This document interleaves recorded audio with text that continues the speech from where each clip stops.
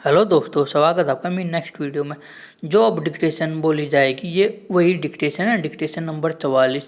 ये जो क्लिप बनाने का मकसद ये है कि जो डिक्टेशन अब बोली जाएगी ये तो मैंने एक सेम डिक्टेशन की क्लिप इंस्टाग्राम पर भी अपलोड कर दी है और यहाँ भी इसमें इसलिए आगे लगाई गई है कि आप इस डिक्टेशन को सुनने के बाद अपनी गलतियों को इसमें चेक कर सकते हो, नहीं तो इंस्टाग्राम ज्वाइन करके आप वहाँ भी चेक कर सकते हो।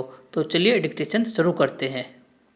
सभापति महोदय, केंद्रीय सरकारी कर्मचारियों को हिंदी में प्रशिक्षण के सभी पहलुओं पर विचार करने तथा अब तक उसकी प्रगति की समीक्षा करने के लिए एक समिति के गठन का प्रस्ताव है।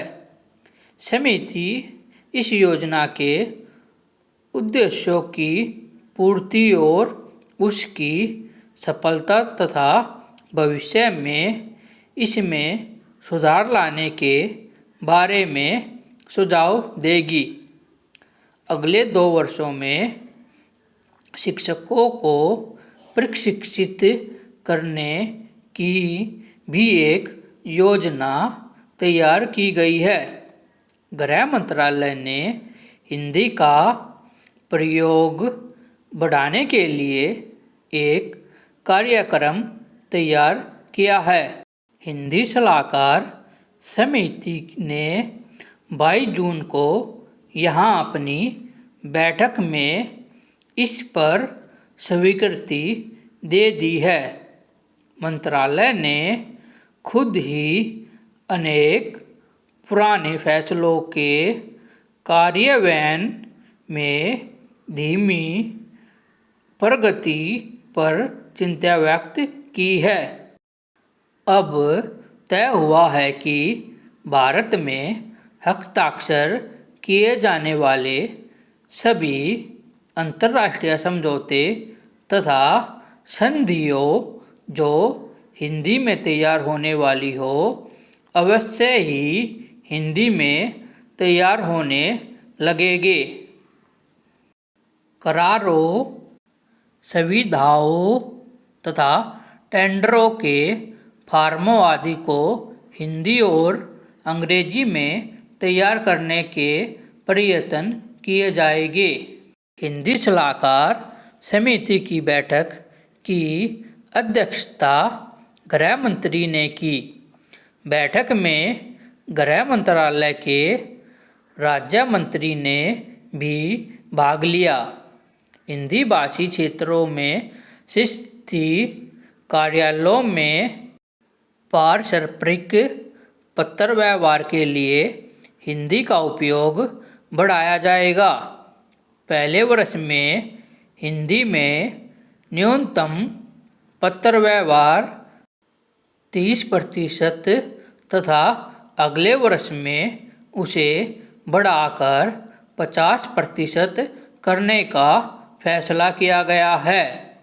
जनता को हिंदी भाषी क्षेत्रों में भेजे जाने वाले सभी पत्र हिंदी में भेजे जाए। फाइलों पर टिप्पणी भी हिंदी में बढ़ाने पर जोर दिया गया है। प्रेस विज्ञप्ति आदि का हिंदी में भी पर्याप्त मात्रा में प्रकाशन न होने के कारण इस काम में तेजी से प्रगति करने पर जोर दिया गया है। जिन कार्यालयों में 25 से अधिक तथा 100 से कम कर्मचारी हो उनमें कम से कम एक हिंदी टाइपराइटर जरूर खरीदा जाना चाहिए तथा हिंदी टाइपिस्ट और स्टेनोग्राफर भी नियुक्त किया जाए। ये निर्देश तो हिंदी के प्रयोग को बढ़ावा देने के लिए वास्तव में प्रशंसनीय कहे जा सकते हैं, लेकिन केवल निर्देश देने से काम नहीं चलता। सबसे महत्वपूर्ण बात यह है कि लोगों के सोचने के ढंग में परिवर्तन आना चाहिए। लोगों को चाहिए कि वे स्वेच्छा से अपना दिन प्रतिदिन का कार्य हिंदी में करें और यह न सोचे कि हिंदी में कार्य करने पर लोग उन्हें अनपढ़ समझेंगे। जब तक लोगों के अंदर यह हीन भावना विद्यमान रहेगी कि अंग्रेजी में काम करने पर या अंग्रेजी में बातचीत करने पर ही दूसरे उन्हें पढ़ा लिखा समझेंगे, तब तक हिंदी का प्रयोग नहीं बढ़ सकता, चाहे सरकार कितने ही प्रयत्न कर ले या धन खर्च कर ले।